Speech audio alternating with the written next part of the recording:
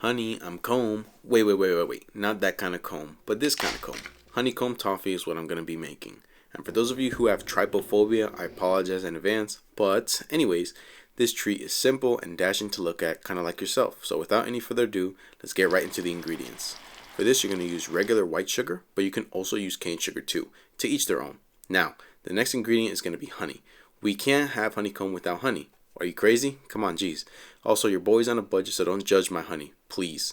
Then we're going to be using what makes this whole thing even work in the first place, and that is baking soda. No, not baking powder, baking soda. If you want this to work, you're going to use the soda. Trust me. Next, you're going to use some water, which is pretty basic. I mean, it's just water. But the final ingredient is going to be some corn syrup. This is going to make sure that the honeycomb does not crystallize and help with the texture. Trust me, this is a must. Now, the really good thing about these ingredients is that they don't have to be the highest quality for you to make a good honeycomb. First ingredient we're gonna do is sugar. We're gonna use 1 cup of just normal white sugar. Put this in a pan you're gonna use. You wanna make sure it's deep enough or the honeycomb's gonna overflow. 1 cup of sugar right inside. And then to the sugar, we're gonna add the corn syrup. You don't need too much, you only need about 1/4 cup. What the corn syrup basically does is prevents crystallization when we're making our honeycomb, so it makes it a really good tool. Also, I didn't do it right now, but a really good trick to get all of this to not stick inside of the cup is to spray it. And then it should come out quite easily. Not a good honeycomb without some honey. So for this, we're gonna use about 1 tablespoon. We don't really need too much. It's just to kind of get the essence in there. I'm just gonna eyeball it. That's about 1 tablespoon right there. The next step is just gonna be some plain old water. Can be tap water, filtered water, whatever you want. We're gonna put that right inside this mixture. Now, a lot of people say you can't mix this stuff before cooking it, but I will mix it. It doesn't really matter too much to me. Just as long as there's not sugar on the sides of the pan. So you can scrape that down with a spatula. That's pretty good right there. Okay, so for this next step, it is imperative that you have a thermometer. A candy thermometer works the best, but today I have just a regular probe. We're gonna measure our toffee to about 300 degrees. That's gonna get it to a point where when it cools, it's gonna crackle real nice, and you're gonna see.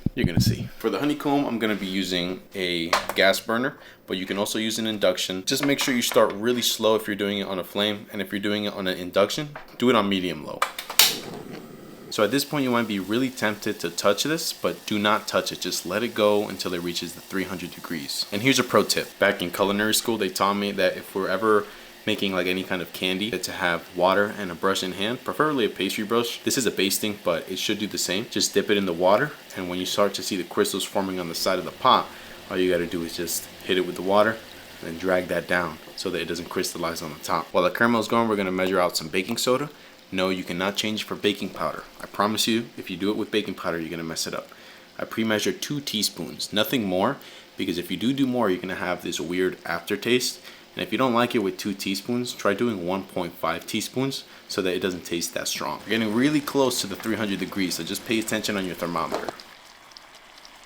Once it gets at 300 degrees, you're gonna carefully put this right on a cutting board. And put something on the bottom to protect it. Now look what happens when we put the baking soda right inside. It's gonna have a reaction that makes it puff up, kind of like it would in a cake. But you wanna stir this up real quick though. You don't wanna waste too much time. Don't mix it too much because then you'll lose all those good air pockets. See that? That's what we want right there. Now make sure you get ready the sheet that we had earlier.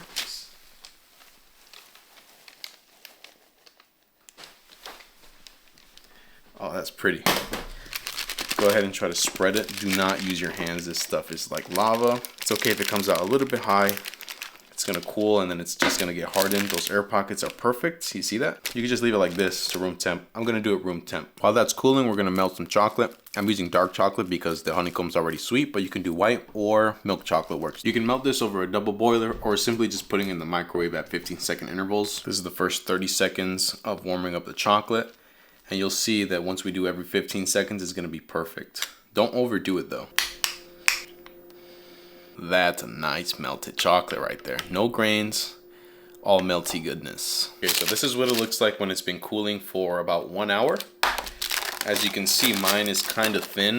It's because I used a big tray and it had the opportunity to kind of spread a little bit more. But if you want it thicker, you could definitely use a more taller dish. I'd say like a 8x8 works well. But yeah, look at this, hear this. Just one more time for the camera before I smash it. Ooh, yeah. Yes. I'm just gonna use my hands. Ooh, look how beautiful that honeycomb development is. If this was in a bigger tray, I swear to you, this thing would be even more beautiful and this thick too. Break small enough pieces so that you can dip them in your chocolate. I don't want them too big, so I'm just gonna do like medium-sized pieces like that. Now you know how to make homemade honeycomb and impress anybody that you serve this to. If you really learned how to make this, please subscribe. And if you like the content, let me know what you enjoyed in the bottom of the comments, okay? I love you guys a lot, alright?